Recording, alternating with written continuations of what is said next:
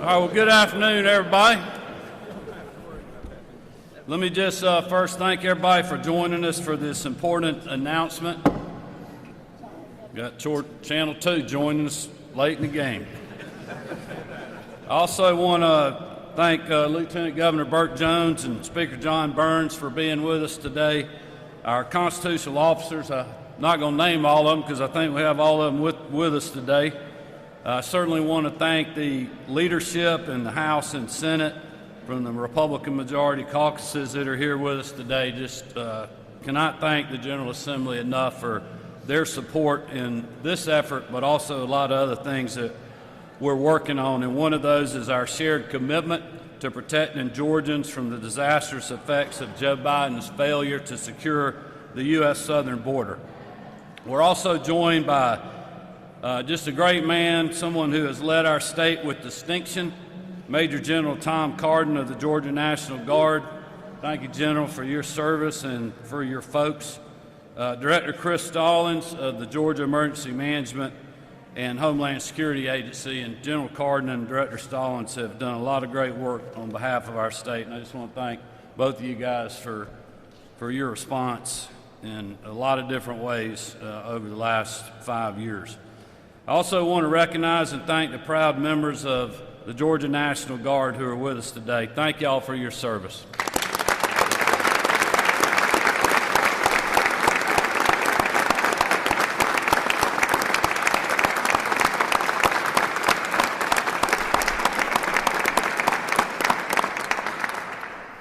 These men and women have served our state with distinction in so many ways, just over decades in our state, but certainly for my time in office with the COVID response, civil unrest, their service in country and certainly around the world has been just incredible. We cannot thank you all enough, but also just want to thank your families back home that are supporting what you do every day. So we're grateful for that. Today we reinforce our commitment to keeping Georgians safe, but also the right of states to defend themselves against threats when an administration in Washington is unwilling to step up and lead.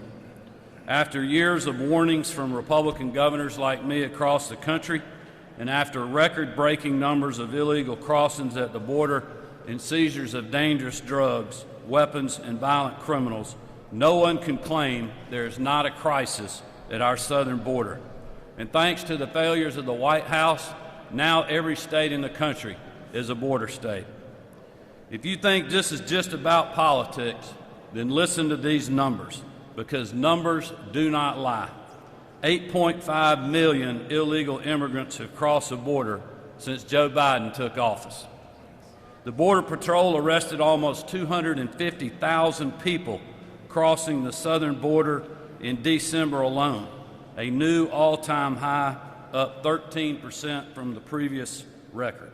169 people on the FBI terror watch list were encountered at the southern border in fiscal year 2023 alone. This is an all-time high record.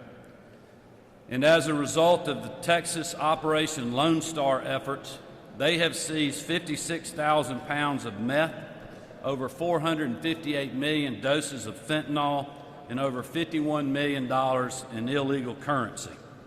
But they can only do so much in absence of any meaningful federal support. So the drugs, the gang members, and the human traffickers, they don't catch, are headed to other states just like ours. Last year, the Georgia Bureau of Investigation was involved in 91 cases that included seizures of fentanyl. That's up 51% from prior year's numbers. Those figures don't include all the local law enforcement seizures of this dangerous drug. I've been speaking out on this issue for a long time, since before I took office and long before other people discovered it was an issue worth talking about. And that's why we've had continuous Georgia Guard presence on the border since 2019, the longest of any state. And it's why I was proud to stand alongside fellow governors not long ago in Eagle Pass, Texas, and reaffirm Georgia's commitment to helping secure our border when Joe Biden fails to act. To be clear, The crisis on the border is a national problem, and it demands a national solution. But if the Biden administration continues to fail the American people, then we have no choice but to step in. Therefore, I'm announcing today that in addition to the Georgia Guardsmen already stationed at the border, we will send reinforcements to Texas this spring who will assist with the construction of a forward command post on the border with Mexico. This group of well-trained soldiers will include those with engineering, mechanical, and general purpose skills. Their contributions will be outlined by the official request made by the Texas Guard to our own Guard and to Director Stallings at GEMA. So I want to again thank General Cardin and Director Stallings again for their leadership and their good work in helping us prepare for this deployment. Let me close by saying that this is not a partisan issue. You heard the numbers for yourself. This is a public safety and a humanitarian crisis caused by Joe Biden's failure to act. The crisis is ruining lives, families, and whole communities overrun by the challenges it brings. Well, while Joe Biden may not be willing to act, we will. I'll now turn it over to one of our partners in this effort, our Lieutenant Governor Burt Jones. Governor. Thank you. Thank you, Governor, and thank you, Speaker, First Lady, and all members of the Senate and the National Guard as well. As the Governor said, we have a crisis on our hands. We have a crisis at our southern border that has been going on for quite some time now. While they say it is 9 million illegals who have come across the border, the truth of the matter is we really don't know how many have come across. We really don't know what that number is. But I want to applaud Governor Kemp for standing with Texas, standing with Governor Abbott, and I want to applaud the General Assembly as well as the Speaker for standing with the Governor and Texas on this issue, because what we're seeing here in the state of Georgia is an influx of people from human trafficking to drug trafficking to everything that is reprehensible under the sun. And you know, when you have kids that are being brought here displaced from family members, it becomes a strain on our agency. And our Commissioner Gross, I know with our DFAC system, is working very hard to place kids that have been separated from their families. And it is one of those things that we're going to have to continue to work with because of the fact that the Biden administration has totally failed our country as a whole by not doing the right thing and enforcing our immigration laws and shutting down the border. And so we have been forced, the state of Georgia, along with other states, have been forced to take it into our own hands. And like I said, I want to applaud Governor Kemp for his efforts and his leadership on this.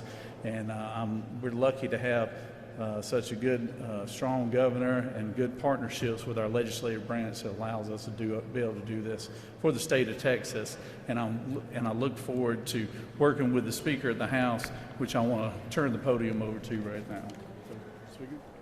Thank you, Lieutenant Governor. Governor? Well, good afternoon. It's a great day to be a Georgian and a great day to be an American. I can assure you of that.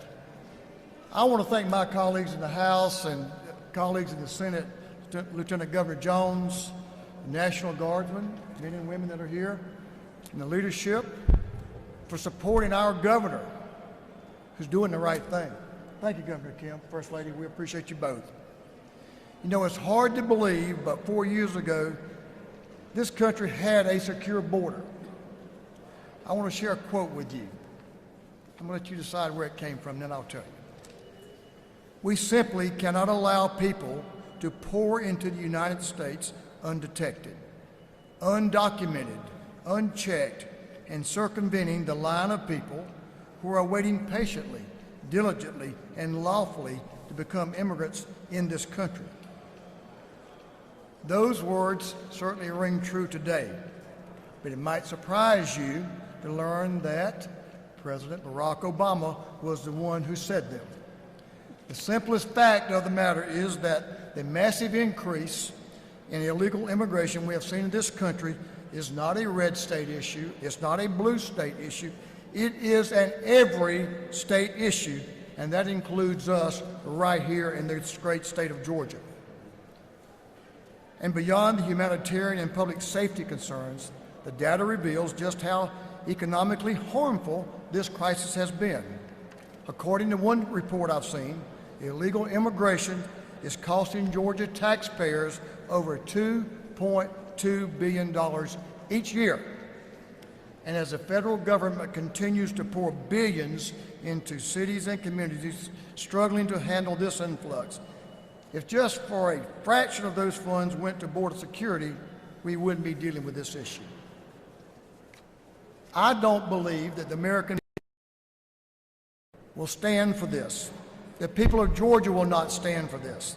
And the Georgia House will not stand for the lawlessness and chaos going on at our southern border any longer. That's why today the House was proud to pass House Resolution 1019. Two of my colleagues, one was a sponsor, one was a huge supporter. Chairman Stephen Saines, the sponsor. My dear friend, Chairman Rick Jaspers, was a huge supporter. House Resolution 1019 affirms our support for the state of Georgia and for Governor Kemp to engage in this crisis, send support and resources to Texas to help stop this massive flow of illegal immigration into our country. Governor Kemp, we've got your back. And under your leadership and with the support of the Georgia House and Senate, our state will continue to stand strong against illegal immigration and for legal immigration in this state and this country. Governor Kemp, I return the podium to you. Well, thank you, Speaker. Thank you for your support. Thank you, Lieutenant Governor Jones, or members of the General Assembly that are with us. And again, thank you to Director Stallings, General Cardin, and our men and women, our National Guard. We'll open it up for a few questions. Governor, do you have a ballpark estimate for how many National Guard troops will be sent to the border and how much it would cost the state? Yeah, it's probably going to be, we got 29 people down there now. We're thinking that it'll be somewhere between 15 and 20 for what they're asking for. So obviously it's not going to be a huge cost for us. But look, we are responding directly to what Texas is asking us for, and that's what Director Stallings and General Cardin will be working on. We'll get that request in writing and be ready to respond. I will say there is a lot of states that are stepping up, a lot of Republican governors that are stepping up to offer assistance because they, like me, believe that we just have to do this when we have a president that will not act.